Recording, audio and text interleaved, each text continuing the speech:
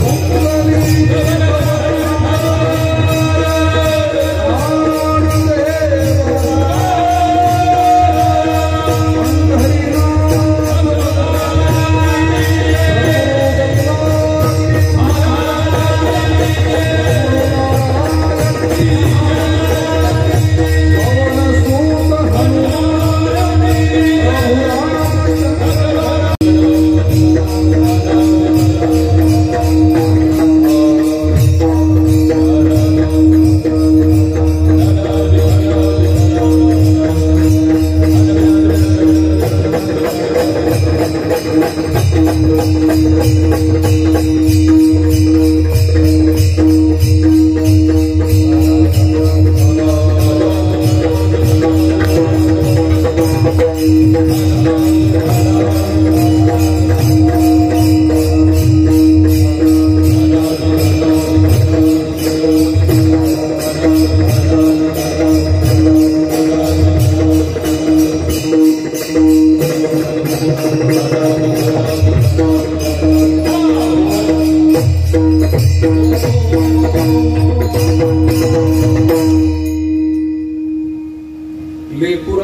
हित वाहे किंवा जाणे माऊलीचे चित्त ऐसी कळवळाची जाती करीला भावेन प्रीती पोटी भार वाहे त्यांचे सर्वस्व ही साहे ऐसी कळवळाची जाती करीला भावेन प्रीती तुका म्हणे माझे तुम्हा संतावरी ओझे ऐसी कळवळाची जाती करीला भावेन प्रीती महायोग पीठे तटे भीमरथा वरभरं लरिकाय दातुं मुनीन्द्रैः समागत्य तिष्ठन्तमानन्दकन्दं परब्रह्मलिङ्गं भजे पाण्डुरङ्गम् अलङ्कापुरीरम्य सिंहासनस्थं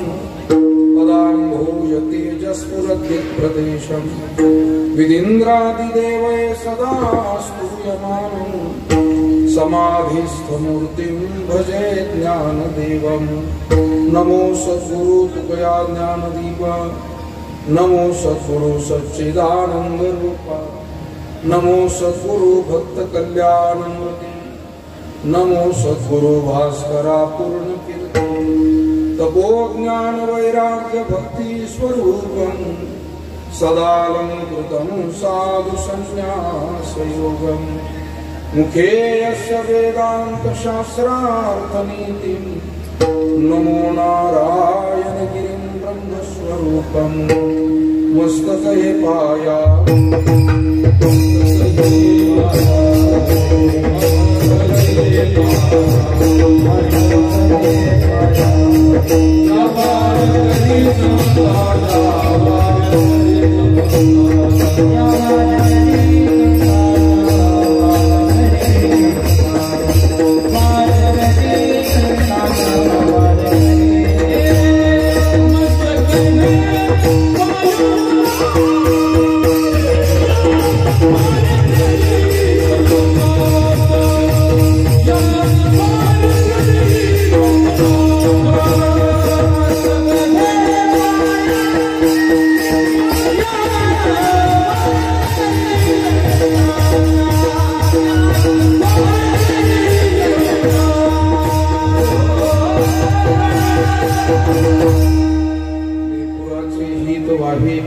जाने माऊलीचे चित्त ऐसी कळवळाची जाती करीला भावेन प्रीती संत श्रेष्ठ जगतवंदनीय जगद्गुरु श्री तुकाराम महाराज यांचा 4 चरणांचा या जगातील महान पवित्र तत्व म्हणजे माता आई आणि त्या आईविषयीचं वर्णन करणारा आईविषयींच्या सद्भावना प्रकट करणारा हा अभंग आजच्या कीर्तन सेवेच्या निमित्तानं निवडलाय। जगद्गुरु तुकाराम महाराज म्हणतात लेकरा बाळांचं सर्वस्वी हित पाहण्याचं काम मायबाप करतात, त्यामध्ये आई विशेषत्वानं करते। कुठलाही हेतू लोभ मनामध्ये न ठेवता लाभा वाचून प्रेम करणारं तत्व म्हणजे आई आहे असंही महाराज सांगतात। 9 महिने उदरामध्ये मुला मुलींचा भार सहन करून त्यांचं लालन पालन संगोपन करून त्यांना श्रेष्ठ बनवण्याचं काम ही माता करते। आणि जगद्गुरु तुकाराम महाराज म्हणतात जसं आईबाप हे आपला भार लेकरांचा सहन करतात तसं संत महात्मे सुद्धा या समाजाचं सद्विचार भक्तीचा प्रसाद देऊन संगोपन करतात। आणि म्हणून संत आणि माता ही दोन्ही तत्व समान आहेत असं सांगून या अभंगाचा समारोप तुकोबाराय करतात। नियोजित वेळेमध्ये आपल्याला या अभंगाच्या माध्यमातून काही सेवा भगवंताच्या चरणी सद्गुरूंच्या चरणी समर्पित करायची। तत्पूर्वी कार्यक्रमाच्या अनुषंगानं 2 शब्द परिहार देणं आवश्यक आहे। वाकडी खंडोबाची, तालुका राहता, जिल्हा अहिल्यानगर, शेळके पाटील परिवार आणि या परिवाराच्या पूजनीय मातोश्री कैलासवासी गंगा भगीरथी जनाबाई पोपटराव शेळके पाटील तथा ताई यांचं हे प्रथम पुण्यस्मरण आपल्या सर्वांच्या उपस्थितीमध्ये आज साजरं केलं जातं. ताईंचे सुपुत्र, आपल्या वाकडी गावातील एक आदरणीय व्यक्तिमत्व, श्री गणेश सहकारी साखर कारखान्याचे माजी संचालक ॲडव्होकेट भाऊसाहेब पोपटराव शेळके पाटील, सुनबाई सौ कल्पनाताई भाऊसाहेब शेळके, ताईंच्या मुली सौ मंगलताई विलासराव बनकर, सौ सुनीताताई राजेंद्र पाटील, नातू श्री गौरव भाऊसाहेब शेळके, नातसून सौ अस्मिता गौरव शेळके, नातू राजन भाऊसाहेब शेळके, नातसून सौ प्रेरणा राजन शेळके, संपूर्ण शेळके पाटील परिवार, त्याचबरोबर जमलेले सर्व वाकडीकर आणि पंचक्रोशीतील ग्रामस्थ, सन्माननीय ॲडव्होकेट भाऊसाहेबजी शेळके पाटील यांचे सर्व आप्तेष्ट, नातेवाईक, स्नेहीजन, विशेष करून मोठ्या संख्येने उपस्थित आदरणीय आमची सर्व भजनी मंडळी, वाकडीकर भजनी मंडळ आणि पंचक्रोशीतल्या सर्व वाडी वस्ती गावची भजनी मंडळी उपस्थित आहेत. इतक्या मोठ्या संख्येने आहे, मला वाटतं टाळ्या वाजून एकदा आमच्या भजनी मंडळींचं आपण सर्वांनी अभिनंदन करावं. कारण हे सद्गुरू गंगागिरीजी महाराजांचे उपकार आहे, ब्रह्मलीन पूज्य सद्गुरू नारायणगिरीजी महाराजांचे उपकार आहे की त्यांनी आपल्या प्रत्येक पिढीमध्ये परमार्थ पोहोचवला, गावागावात पोहोचवला. आणि प्रत्येक गावात आज जे भजन पूजन सप्ताह दिंडी सोहळे होत आहेत, याची प्रेरणा म्हणजे पूज्य गुरुवर्य महाराज आहेत. आणि ती प्रेरणा, तेच मार्गदर्शन घेऊन शेळके पाटील परिवार सुद्धा वाटचाल करत आले आहे. कैलासवासी ताई या सुद्धा गुरुवर्य श्रद्धेय ब्रह्मलीन श्री नारायणगिरीजी महाराज यांच्या निस्सीम शिष्य होत्या, भक्त होत्या. सद्गुरू गंगागिरीजी महाराजांच्या बेटाच्या त्या परमभक्त होत्या. सबंध आयुष्यामध्ये त्यांनी आपल्या व्यक्तिगत जीवनात प्रापंचिक जबाबदारी पार पाडताना आपलं संपूर्ण शेळके कुटुंब असेल, माहेरचं त्यांचं संपूर्ण डांगे कुटुंब असेल, इतर सर्व आप्तेष्ट नातेवाईक असतील, या सर्वांची साथ घेऊन खरं म्हणजे लवकर त्यांना एकटीवर भार पडला ताईवरती. आणि ती जबाबदारी त्यांनी इतक्या उत्तम रीतीनं, संयमानं, दूरदृष्टीनं, विचारपूर्वक पार पाडली की मला वाटतं आजच्या प्रत्येक कुटुंबातील आईसाठी या शेळके परिवाराच्या भाऊंच्या मातोश्री म्हणजेच आपल्या ताई या सर्व कुटुंबातील आईंसाठी एक आदर्श आहे. एक आदर्श आई कशी असावी तर ती ताईंसारखी असावी. ज्या ताईंनी नातं गोतं जपलं, गावकी भावकीमध्ये आपली जबाबदारी पार पाडली. हे करत असताना आपल्या जीवनामध्ये अध्यात्माचा विचार जपला. आणि तो जपला कसा? माऊलींच्या म्हणण्याप्रमाणे सटवीची राती जेवी नरसिंबी जेगा वाती तैसा ईश्वर निर्णयो चित्ती वाहने सदा. मोलाचे शब्द माऊलींनी वापरले. ईश्वराची भक्ती, ईश्वराचा विचार ध्यास अंतकरणात कसा असावा? तर आपल्या घरात बाळ जन्माला येतं आणि 5वीच्या दिवशी सटवी येते, ती टाक टाकते अशी आपली मान्यता आहे. आणि मग त्या दिवशी दिवा विझू द्यायचा नाही बाळ आणि बाळंतिणीच्या जवळचा. पूर्वीच्या काळी वीज नव्हती आणि मग बाळंतिणी जवळ समई म्हणा, दिवा म्हणा लावला जायचा, पण ते रात्रभर विझू द्यायचं नाही, ही जबाबदारी होती. तसं आयुष्यभर ताईंनी आपल्या अंतःकरणामध्ये ईश्वर भक्तीचा जो दीप आहे तो सतत तेवत ठेवला. आणि तोच संस्कार मुलं मुली सुना नातवंड सर्व परिवाराला, इतकंच नाही सर्व आप्तेष्ट नातेवाईक त्यांच्या सहवासात येणाऱ्या सर्वांना. मी म्हणतो ताईंकडे कामाच्या निमित्तानं येणाऱ्या माय भगिनींना सुद्धा ताई परमार्थच शिकवत होत. अगं असं नाही, उपवास केला पाहिजे. त्याही बाया बापड्यांना त्या सांगायच्या, अगं घरी देवपूजा केली पाहिजे. घरामध्ये पुण्य असलं की हळूहळू सुख येतं. मला वाटतं हे सांगणारी माणसं म्हणजे फार मोठी उपलब्धी होती समाजाची. आणि ही पिढी आज हळूहळू आपल्यातून निरोप घेऊन जाते आहे. ताईंनी निश्चितपणे आपलं जीवन सार्थकी जगलं, कृतार्थ जगलं. तुका म्हणे श्रम केला तो हा आला फळा. या न्यायानं आपल्यातून जाऊन त्यांना वर्ष पूर्ण झालंय. दशकिरीच्या वेळेला सुद्धा आपण सगळे जमलो होतो. गोदातीरी चांगदेव महाराजांच्या चरणाजवळ पुण्यस्तंभ पुंतांब्याला दशक्रिया विधी झाला. सर्व ग्रामस्थ, आप्तेष्ट, वारकरी, टाळकरी सगळी मंडळी तिथेही होती. आणि आज सुद्धा बहुसंख्येने आपण आलेला आहात. अनेक मंडळी येत आहेत. या निमित्तानं आमचे ज्येष्ठ गुरुबंधू श्री हरिभक्तीपरायण संजयजी महाराज जगताप आवर्जून उपस्थित आहे. गायनाचार्य रविदासजी महाराज जगदाळे, ऋषिकेशजी महाराज शेटे, आपले सुनील महाराज कोळपकर, वसंत महाराज खरात, आपल्या वाकडी भजनी मंडळातील आमचे विठ्ठलराव शेळके, अशोकराव, साहेबराव अण्णा आणि सगळी भजनी मंडळी, आमचे दोन्ही तरुण मृदंग वादक प्रसाद महाराज तरवडे, विष्णुकांत महाराज, आपले बाबा गुन्हेकरी, आमचे सगळे ज्येष्ठ श्रेष्ठ तरुण आणि जुन्या पिढीतील सर्व टाळकरी मंडळी, त्याचबरोबर ज्यांची सुंदर मंडप व्यवस्था असे आमचे सहकारी आपल्या जवळचे गणेश भाऊ गाढवे, ज्यांची सुंदर साऊंड व्यवस्था असे आमचे सहकारी रवी भाऊ चौधरी.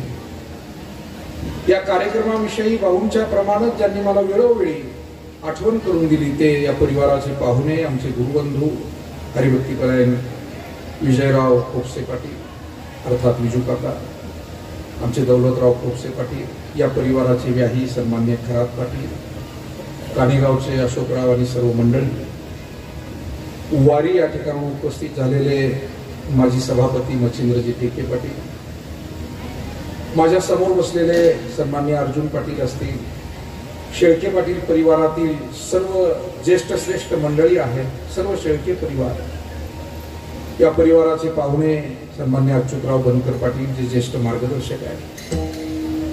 त्याचबरोबर या निमित्तानं वाकडी आणि परिसरातून अनेक पै पाहुणे उपस्थित आहेत. माता भगिनींची उपस्थिती आहे. खरं तर आपण सर्वच आदरणीय सन्मान्य आहात आणि म्हणून आपला सर्वांप्रती आदर प्रकट करतो. आणि ताईंच्या विषयी बोलत असताना मला असं वाटतं आजचा कार्यक्रम सुद्धा आदरणीय भाऊंनी, त्यांची मुलं, आमचा गौरव असेल, राजन असेल, या सगळ्यांनी अतिशय उत्तम रीतीने घडून आणले. ज्या पद्धतीनं ताईंनी नेहमीच परमार्थ हा मनोभावे केला, गुरुवर्य महाराजांची सेवा मनोभावे केली, तसा आजचा कार्यक्रम सुद्धा या श्राद्धाचा इथे आल्यानंतरच या परिवाराची आईविषयीची श्रद्धा आपल्याला दिसून येते.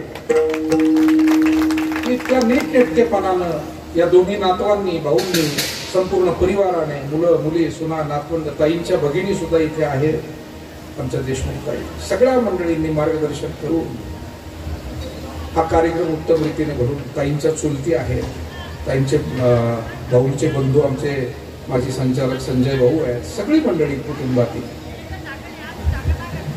उत्तम रीतीने मंडप व्यवस्था, बैठक व्यवस्था. मला वाटतं अंतःकरणापासूनची आवड असेल आणि तारीख घेऊन सुद्धा विजू काका आता 11 महिने झाले.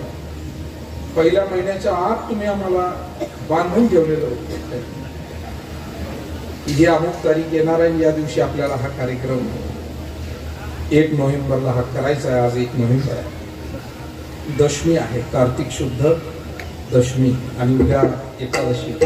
पंढरीच्या 2 वाऱ्या महत्वाच्या, त्यातली कार्तिकी आणि एकादशीच्याच पर्व काळामध्ये मागे पुढे ताई गेल्या. आणि म्हणून 10-11 महिन्यापूर्वी हे सांगून ठेवलं.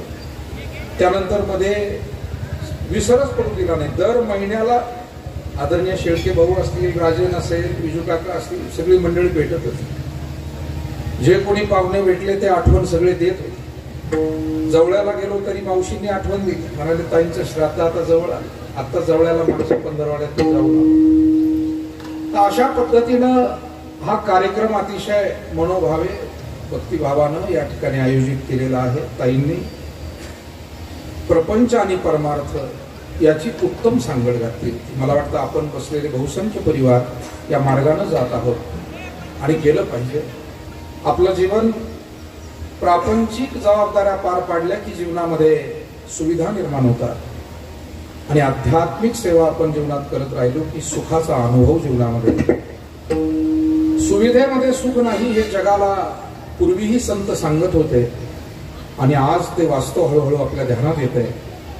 मोठ्या महालात राहून सुद्धा माणसं कधी कधी दुःखी राहतात.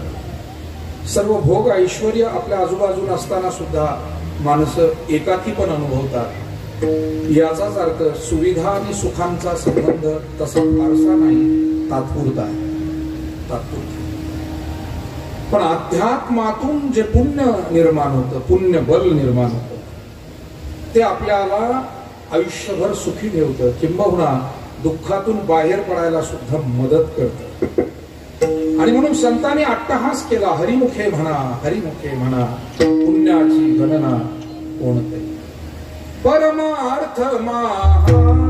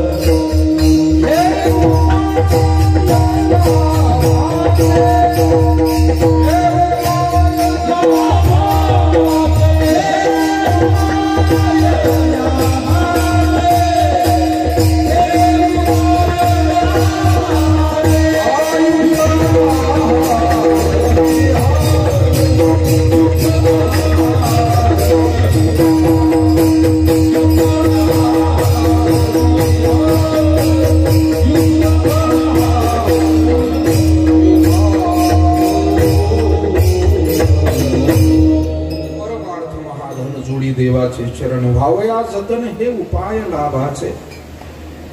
काही उपाय हे अपायाला कारण होत असतात, म्हणून ते करू नये. मनुष्य आयुष्यभर उपायाच्या शोधात असतो. याच्यावर उपाय काय, त्याच्यावर उपाय काय, आजारावर उपाय काय, समस्येवर उपाय काय. पण सर्वच उपाय हिताचे नाही, लाभाचे नाही. एकानं सांगितले, पहा असं औषध सांगतो, कोणताही रोग असला बरा होईल आणि आयुष्यात पुन्हा तुम्हाला रोग होणार नाही. अहो उपाय काय म्हणे, वाघिणीचं दूध सोन्याच्या भांड्यात आणायचं, अनुष्का पोटी घ्यायचं. वाघिणीचं दूध, अहो काहींना गाय धुता येत नाही. बरेच माणसं आहे माझ्यासारखी आडाणी ज्याला गाय धुता येत. वाघिणीचं दूध आणणं म्हणजे काही सोपी गोष्ट आहे. म्हणून सगळेच उपाय शक्य नसतात, ते लाभाचे नसतात, शक्यही नसतात. पण परमार्थ हा उपाय असा आहे की तो लाभाचाही आहे, तो शक्य आहे. हे उपाय लाभाचे, अभंगाचा शब्द महत्वाचा, लाभाचा उपाय आणि शक्य आहे का. दिली इंद्रिय हातपाय कान डोळे मुख बोला या वचन, जेणे तू जोडसी नारायण नासी जीवपणा भवरो. परमार्थ म्हणजे काय, आपल्या अंतकरण वृत्तीमध्ये सकारात्मक पवित्र असे बदल आपण करून घेऊन ईश्वराची भक्ती करणं, संतांचा विचार जीवनामध्ये जपणं, वाडवडिलांचे संस्कार जपणं, घरातला कुलाचार सदाचार चालवणं हा परमार्थ आहे. परमार्थ म्हणजे प्रत्येकाने कीर्तनच सांगावं असं नाही, प्रत्येक वेळेला काही एका पायावर उभं राहून तप करावं असंही नाही, आणि ते शक्यही नाही. परमार्थ म्हणजे आम्ही जे जे करतोय ते हितकारक, उपकारक, पुण्यकारक असावं. जे करतोय ते कोणाच्या दुःखाला कारण होऊ नये. ते आम्ही जे करतोय ते समोरच्यांच्या सुखाला कारण झालं पाहिजे. आम्ही जे बोलतो, जे वागतो, जे करतो, आमच्यामुळे कुणाच्या डोळ्यात अश्रू येत असतील तर ते पाप आहे. आणि आपल्या सारख्यांच्या अनेक निर्णयांमधून, वागण्यातून जेव्हा अनेकांचे प्रश्न सुटतात आणि अनेक जणांना सुख मिळतं त्यावेळेला ते पुण्य आहे. तुकोबारांनी इतकी सोपी व्याख्या सांगितली. पुण्य परोपकार, पाप ते परपीडा, आणि नाही जोडा दुजाया. परोपकार करे परिणितान करे.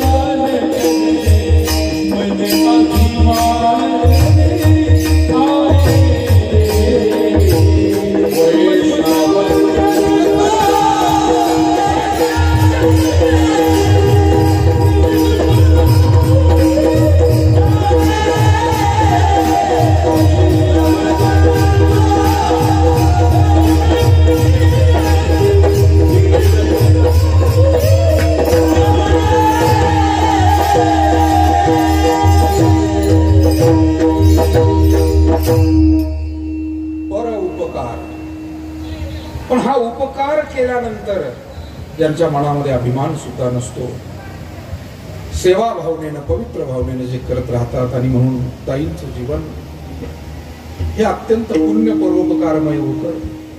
त्यांनी कधी घरातला परमार्थ कमी पडू दिला नाही. पूजा अर्चा, सेवा, सात्विकता, पवित्रता त्यांनी जपली.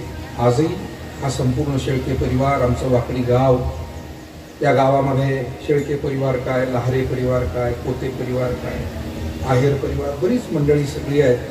मला सर्व आता ध्यानात नाही, कारण सर्वच जण आम्हाला चहा पाजत नाही, त्याच्यामुळे गडबड.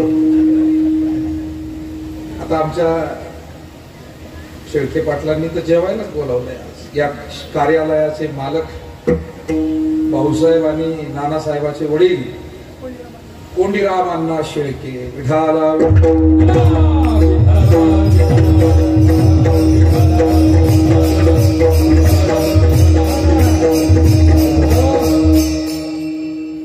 वाकडी गाव चांगलं आहे. या गावामध्ये सद्गुरू गंगागिरीजी महाराजांनी सप्ताह केला, पूज्य सोमेश्वरगिरीजी महाराजांनी सप्ताह केला, आणि ब्रह्मलीन पूज्य सद्गुरू नारायणगिरीजी महाराजांनी 2 सप्ताह केले. बेटाच्या परंपरेमध्ये श्रावण मासातील 4 सप्ताह झालेलं एकमेव गाव म्हणजे खंडोबाची वाकडी. कुठे 2 झाले असतील, कुठे एखादा सप्ताह झाला असेल, पण 4 सप्ताह एकाच गावी. रामकृष्ण बाबाच्या दहेगावला 2 झाले, बरोबर आहे. असे 2-2 सप्ताह बेलापूरला 2 झाले. आपण जेव्हा ती यादी वाचतो तेव्हा आपल्या लक्षात येतं की कुठे कुठे कुठे 2-2 झाले, 3 झाले.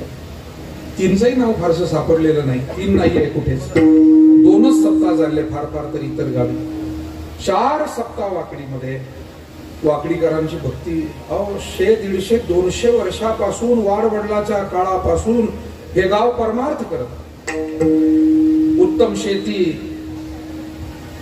उत्तम धार्मिकता, शिक्षण, व्यवसाय, सर्व दृष्टीनं प्रगत सुसंस्कृत मंडळी वाकडी आणि या पंचक्रोशीमध्ये आहे. आणि त्यामध्ये आमचा शेळके पाटील परिवार हा सुद्धा तितकाच सर्वार्थानं प्रगत सुसंस्कृत. शेळके भाऊंचं भाग्य आहे की ताईंसारख्या, पोपटरावांसारखे वडील, ताईंसारख्या माता त्यांना लाभल्या. प्रसवली तया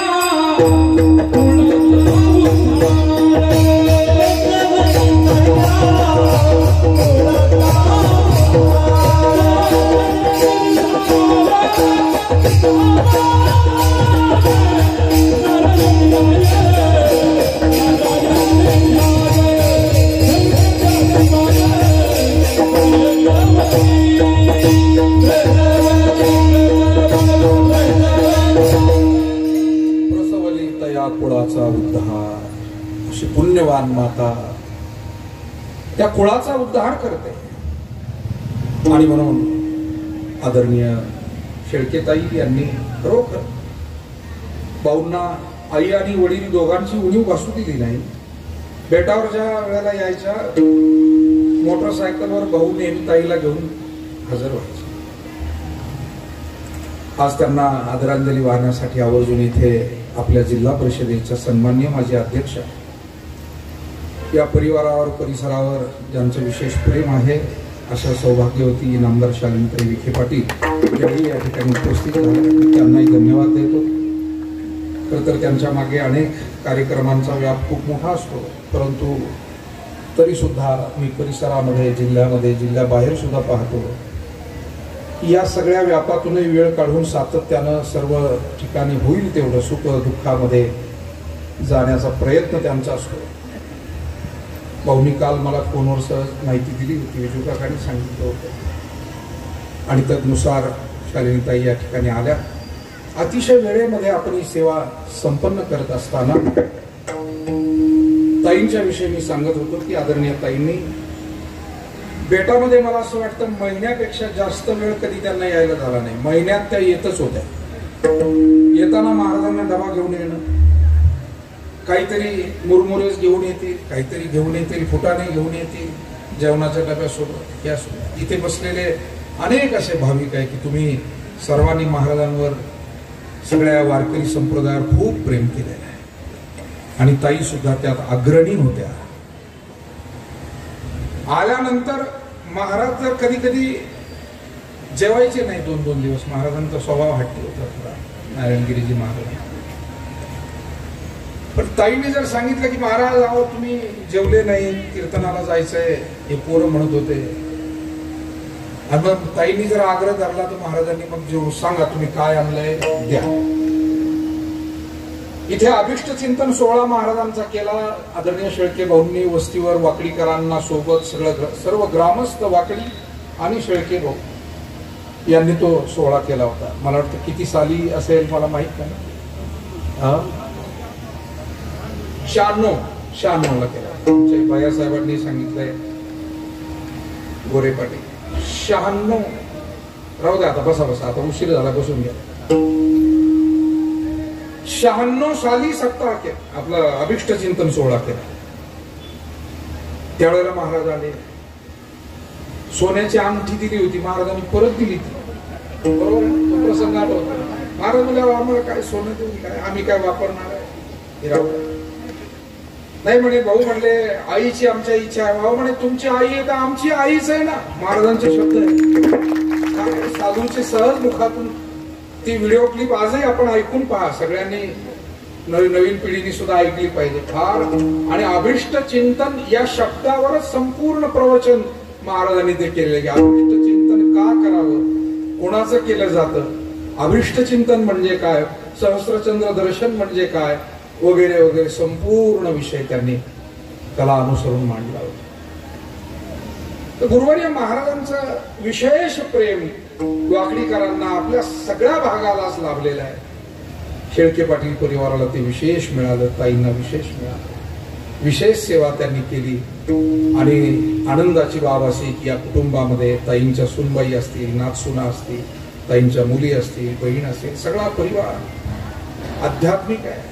मी जवळे कडलगला त्या दिवशी गेलो मावशींच्या घरी, तर नारायणगिरीजी महाराजांचा फोटो तिथे सुद्धा देवघरात मला पाहायला मिळाला. मध्ये गेलो, दर्शन केलं. म्हणजे या सगळ्या परिवारानं महाराजांची श्रद्धा आणि वारकरी संप्रदायाची भक्ती अंतःकरणापासून जपली.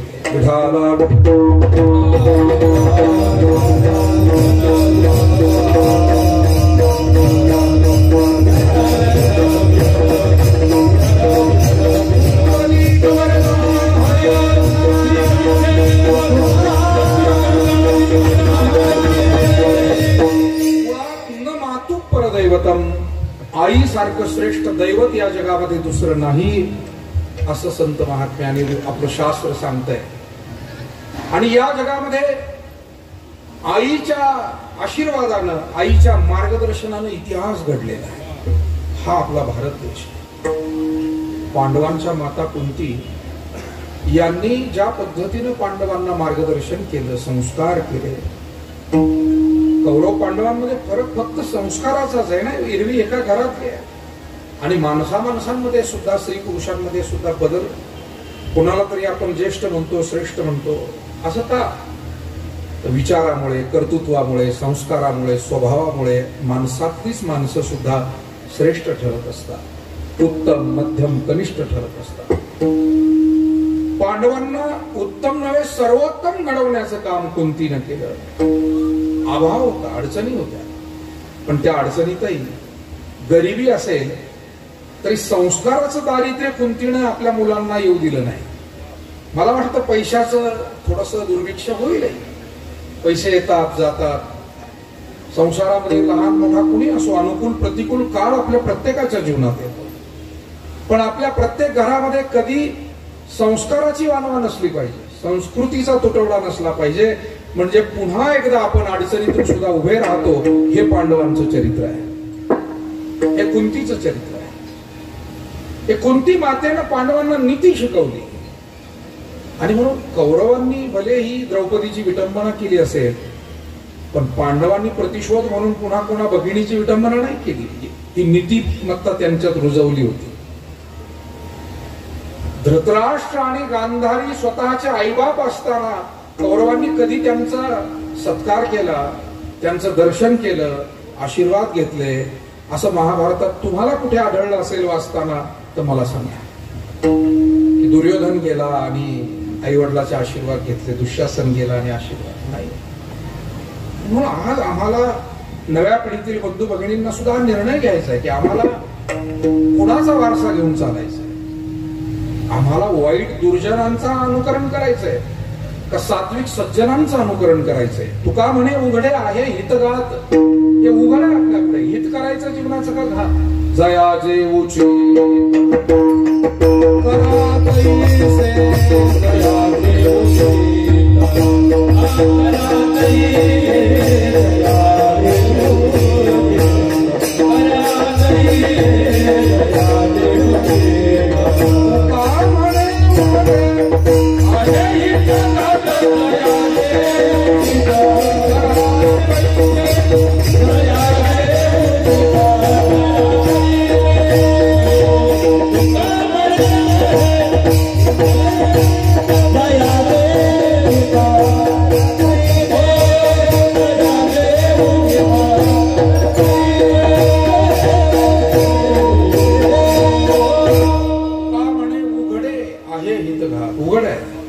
चुकीच्या मार्गाने मी गेलो तर घात आहे, आणि सन्मार्गाने गेलो अडचणी येतील पण घात नाही होणार, नाश नाही होणार, आयुष्य उद्ध्वस्त नाही होणार. सन्मार्गाने गरिबी अडचणी येतील, उद्ध्वस्त नाही. आणि म्हणून ध्यानात घेतलं पाहिजे आमची संपूर्ण भारतीय संस्कृती, आमची पुराणं, आमचे शास्त्र हे आम्हाला या मार्गाने जाण्यासाठी प्रेरित करतात. तमसो मा ज्योतिर्गमय मृत्योर्मा अमृतम गमय. हे आमची वाटचाल असावी. आणि म्हणून कोणती माता ही का अशी आदर्श माता झाली जिनं आपल्या मुलांमध्ये नीतिमूल्य रुजवली, भक्ती रुजवली, सेवा, आदर, सात्विकता, सद्विचार रुजवला. कौरवांकडे सगळं होतं पण काय नव्हतं तर संयम नव्हता, सद्विचार नव्हता, सत्संगती नव्हती, शहाणपण नव्हतं, बाकी सगळं होतं. कौरव पांडव दोनों भाई, एक सच्चा एक झूठा. कौरव पांडव दोनों भाई, एक सच्चा एक झूठा. ओ सच्चा तो कोई झूठ जावे, सच्चा तो कोई झूठ जावे, झूठा न तुम्हें.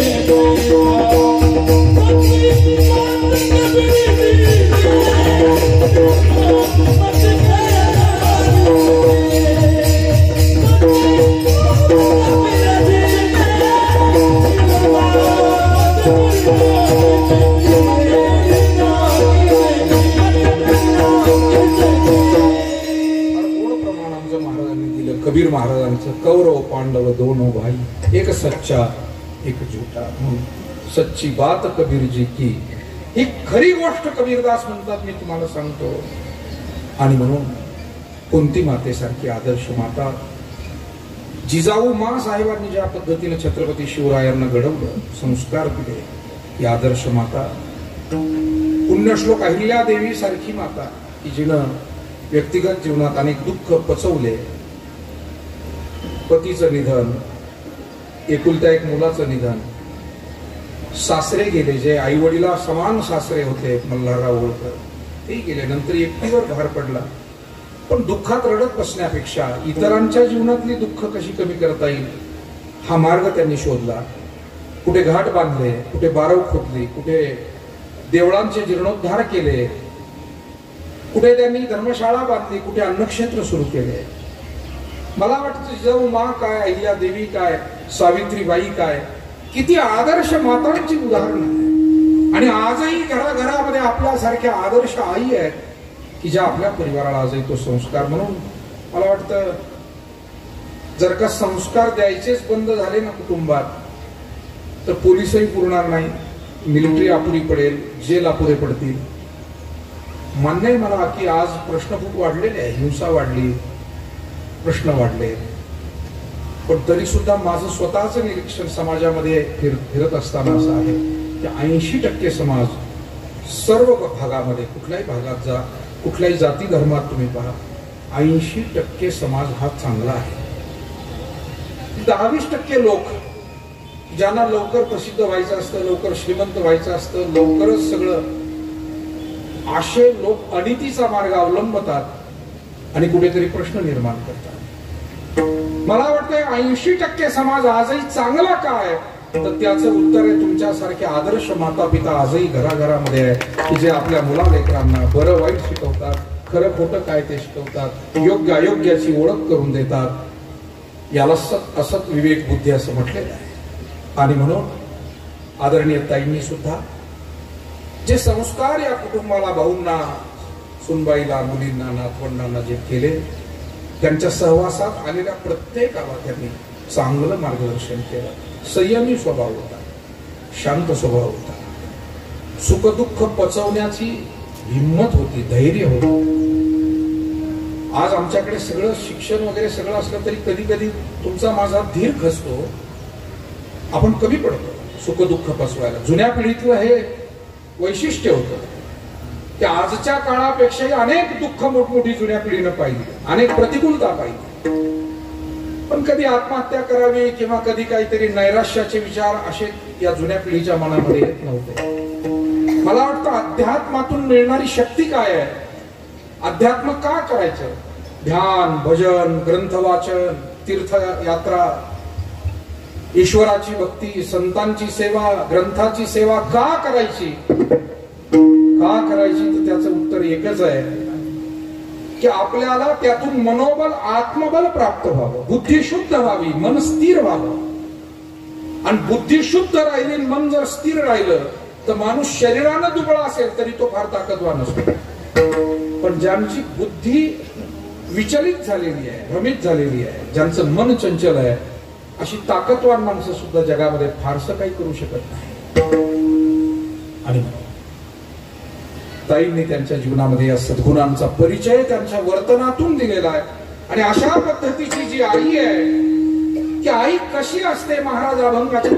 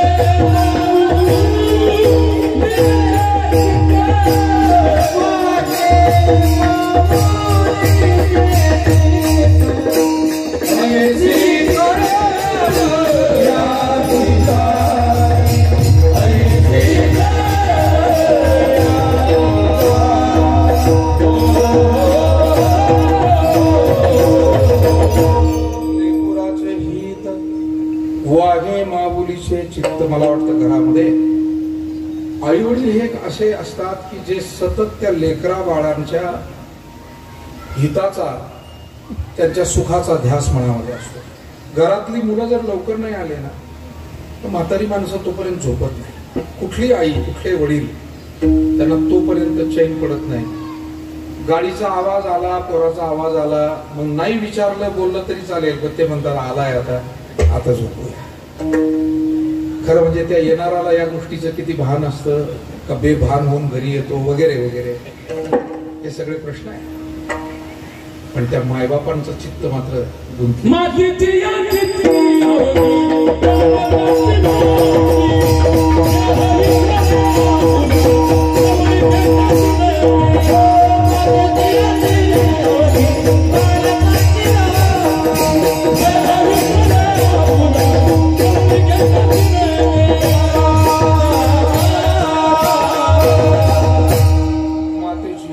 अवघी बाळकाची व्याप्ती. स्वतःचा विसर पडलेला असतो सर्व, पण लेकरांच्या विषयीचा कळवळा अंतःकरणामध्ये असतो. आणि म्हणून भाग्यवान आहेत ते सर्व मंडळी की ज्यांना अजूनही मायबापांची सेवा घडते आहे. ज्यांचे आई वडील गेले पण ज्यांनी सेवा केली, मला वाटतं ते सुद्धा धन्य आहे. ज्यांनी सेवा केली, भले निघून गेले असते पण ती सेवा केली, ते आशीर्वाद घेतले. आणि शेळके भाऊंनी त्यांच्या सर्व परिवाराने सुद्धा अतिशय उत्तम रीतीने सेवा. नंतरच्या काळामध्ये थोडंसं मला वाटतं लागलं होतं, पायाला काही पडून होत्या, खोब्याला लागलं होतं. मी भेटायला येऊन गेलो, आपणही सगळे येऊन गेला, पण तरी सुद्धा त्यांच्या चेहऱ्यावर जे तेज होतं ना, मला आताही तो प्रसंग आठवतो. आपण तिसरा प्रहरा 5 वाजता भेटायला आलो होतो वस्तीवर. टवटवीत चेहरा ताईंचा तसा, अतिशय प्रसन्न. म्हणजे परमार्थाची शक्ती काय असते, माणसाच्या सत्शील आणि सद्गुणी वागण्याची शक्ती काय असते, याचा प्रत्येक कधी कधी आपल्याला या निमित्ताने या परिवाराचे पाहुणे आणि आमच्या सुरेगाव नेवासा पंचकृषीचे ज्येष्ठ मार्गदर्शक आदरणीय काकासाहेबजी शिंदे साहेब हे आले. त्यांना तर हळू ते नेमकं बस विढाला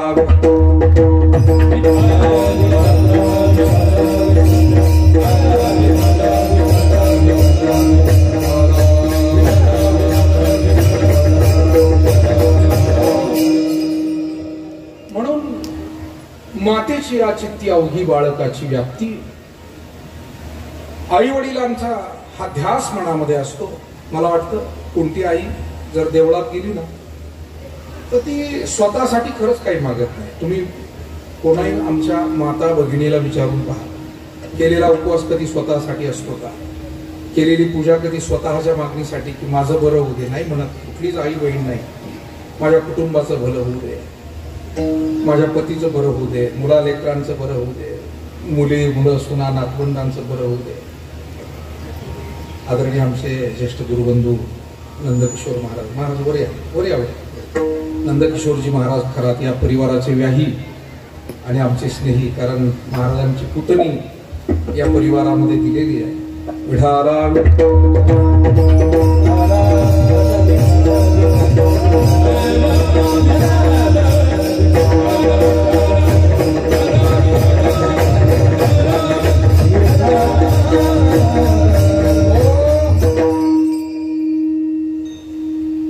एखाद्या आई देवापुढे गेली, प्रार्थना करते. 2-3 मुलं असतील, एखादा विद्वान आहे, मोठा नोकरीला आहे, दुसरा कर्तबगार आहे, शेतीवाडी उद्योग चांगला करतो, तिसरा एखादा थोडासा चुकीच्या मार्गाला चाललाय. मला आपल्याला विचारायचे, सांगा आई कोणाकोणासाठी प्रार्थना करते? सर्वांसाठीच करते. आई असं म्हणत नाही की हा नोकरीला आहे त्याचंच भलं होऊ दे, शेती करतो त्याचंच होऊ दे, हा जरा चुकलाय म्हणून त्याला तसंच वाया जाऊ दे, असं आई म्हणत. तुम्ही म्हणाला असं काय करावं बरं आई? न्याय कशाला म्हणतात? जस्टिस म्हणजे काय, न्याय म्हणजे काय? मला वाटतं जगाचा न्याय वेगळा आणि आईच्या अंतःकरणातून होणारा न्याय वेगळा. आई तिला म्हणतात जी कोणावरच अन्याय होऊ देत नाही.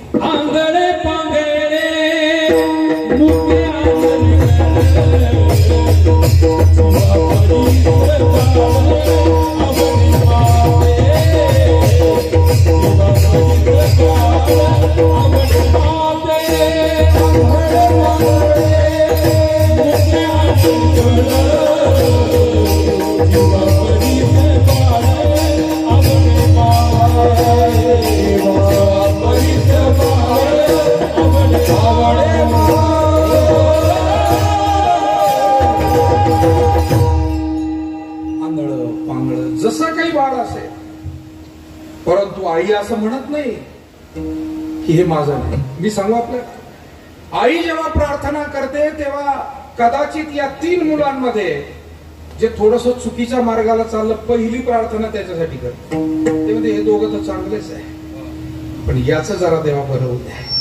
आणि हे फक्त आईच करू शकते बरं. म्हणून सांगतो आपल्याला, हुकल्या चुकल्याला जगात थारा नाहीये. हुकल्या चुकल्यानंतर जगात तुम्हाला शिक्षा मिळेल, पण चुकल्यानंतर सुद्धा जी आई ती पदरातच घेते, ती पुन्हा एकदा आपल्या भल्यासाठी प्रार्थना करते.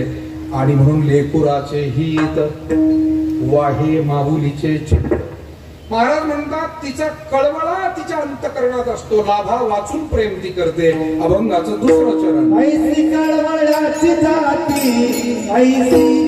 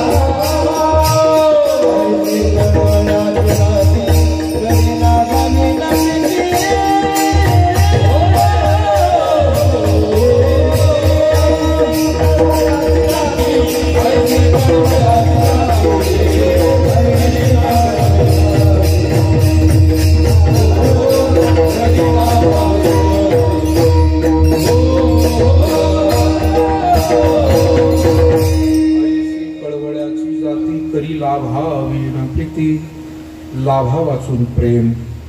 जगातला हा खरं म्हणजे तसा अद्भुत योग असतो. जगामधलं प्रेम हे जन हे सुखाचे दिल्या घेतल्याचे. जरा गंमत म्हणून सांगू का, जेवढ्याचं कन्यादान तेवढ्याचाच आहे, तेवढीची साडी. याला म्हणा जन हे सुखाचे. आपल्याकडे माणसं इतकं काटेकोर सगळं ध्यानात ठेवतात. आपल्या लग्नात एवढंच केलं होतं, आपण तेवढंच करायचं वगैरे वगैरे चर्चा कुटुंबांमध्ये झडत असतात. मोठ्या मनाची सुद्धा माणसं पुष्कळ जगामध्ये आहेत. मी नाही म्हणणार नाही की ज्यांनी कोण काय करतं याचा विचार करण्यापेक्षा आपण मात्र काहीतरी सर्वांसाठी करावं अशी माणसं कुटुंबात असतात, गावात असतात, समाजात असतात. करत राहा, जे चांगलं करायचंय ते करत राहा. परंतु आई हे तत्व असं आहे, वडील हे असं आहे, करी लाभावी न प्रीती. काही लाभ व्हावा म्हणून प्रेम करावं असं नाही आहे. आणि अशा प्रकारची आई काय करते, पोटामध्ये त्या मुलामुलींचा भार सहन करते. त्यांचं सर्वस्व त्या निमित्तानं सुखदुःख ती वाहते. अभंगाचं तिसरं. पोटी भार वाहे,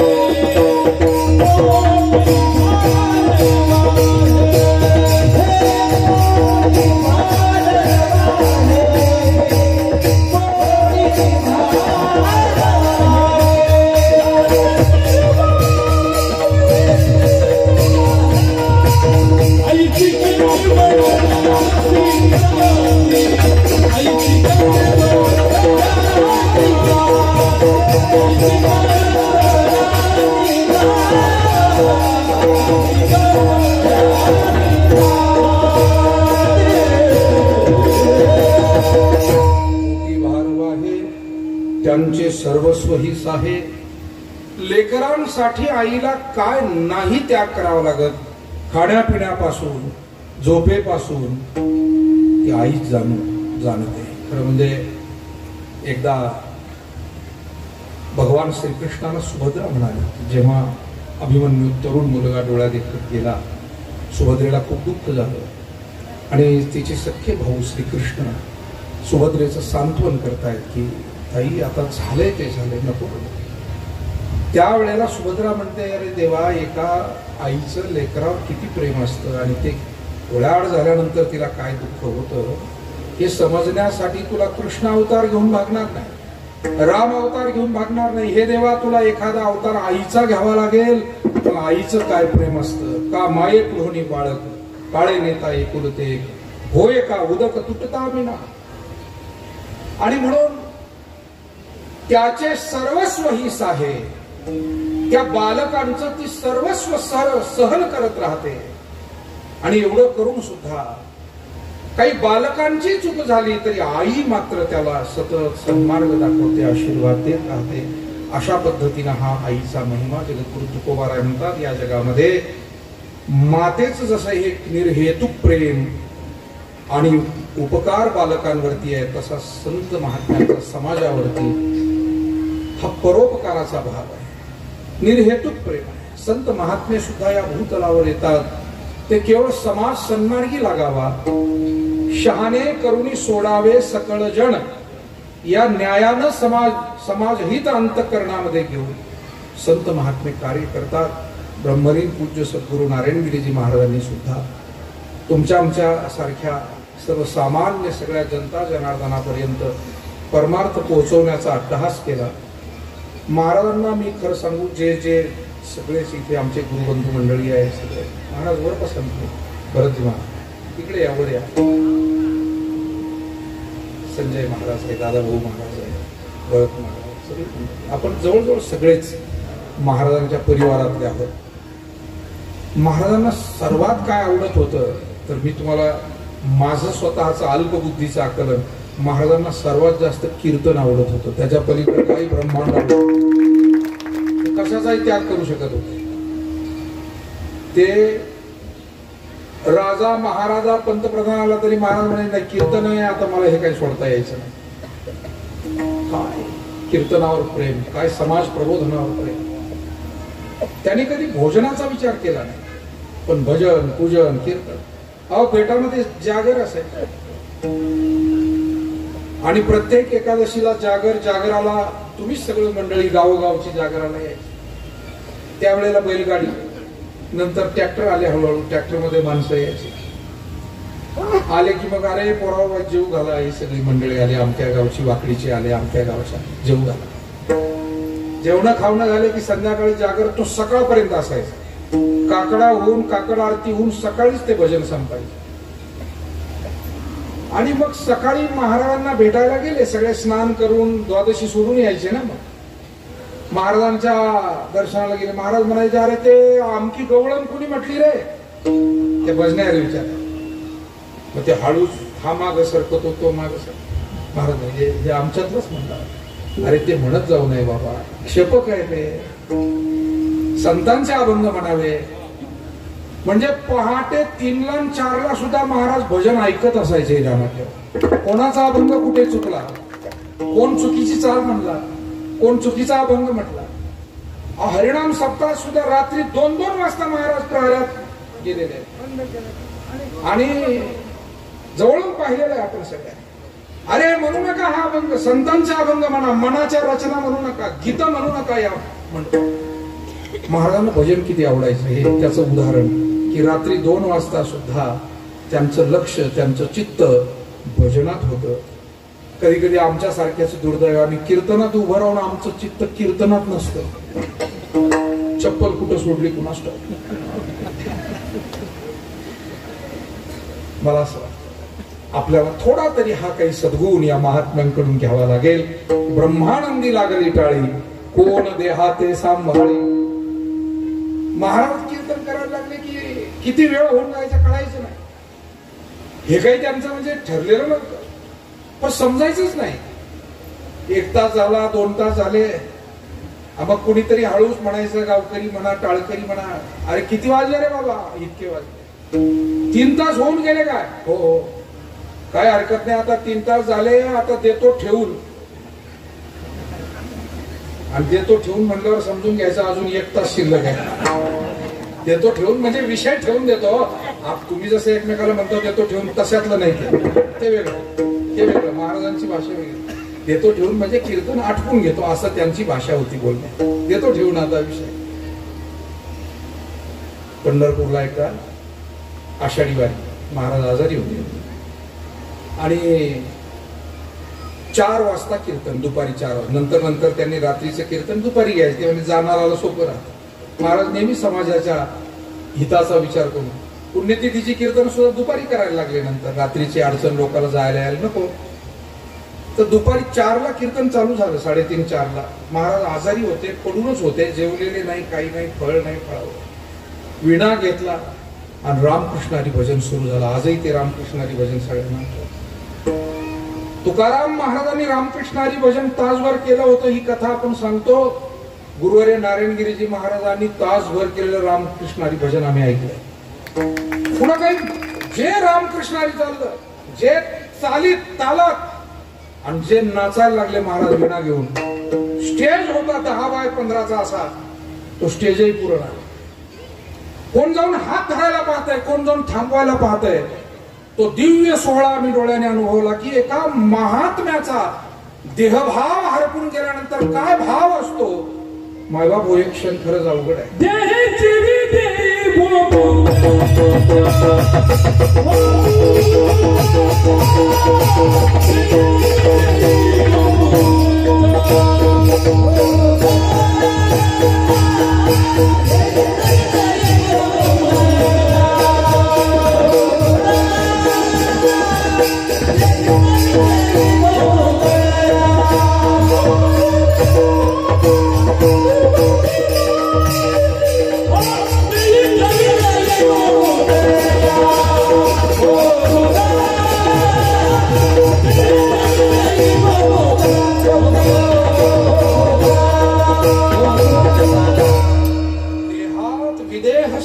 प्राप्त हो.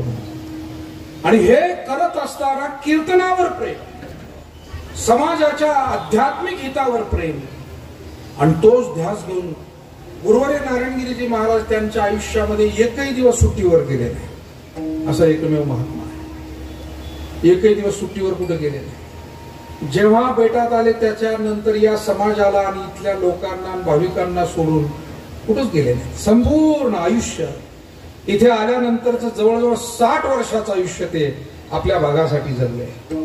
आपल्या 4 पिढ्या त्यांनी समृद्ध केल्या. आज गावोगाव मी सुरुवातीला म्हणालो, हे एवढं भजनी मंडळ ही आमची पुण्याई नाही आहे. अजून 5-25 वर्षांना जर टाळ घेऊन लोक उभे राहिले तर मग आमचे सत्कार करा. आता आमचं काही नाही. हे सगळं आमच्या मायबाप संत महात्म्यांचे गुरुजनांचं आहे. आमचं काय आहे? आम्ही टेंभा मिरवतोय फक्त. विठाला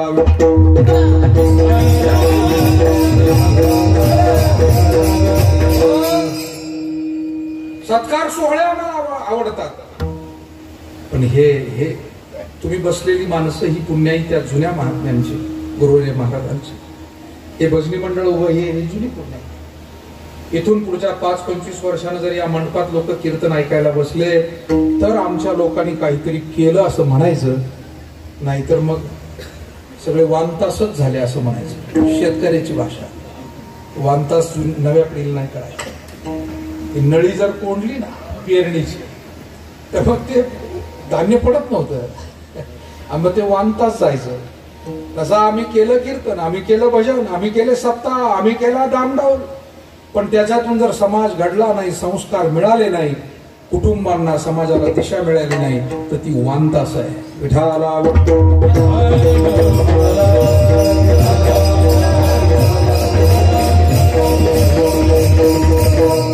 आमच्या या मायबाप संत महात्म्यांनी समाजाचे ओझ स्वतःच्या जीवनामध्ये पत्करलं आणि त्यातून पुढे त्यांनी वाटचाल केली. विठोबा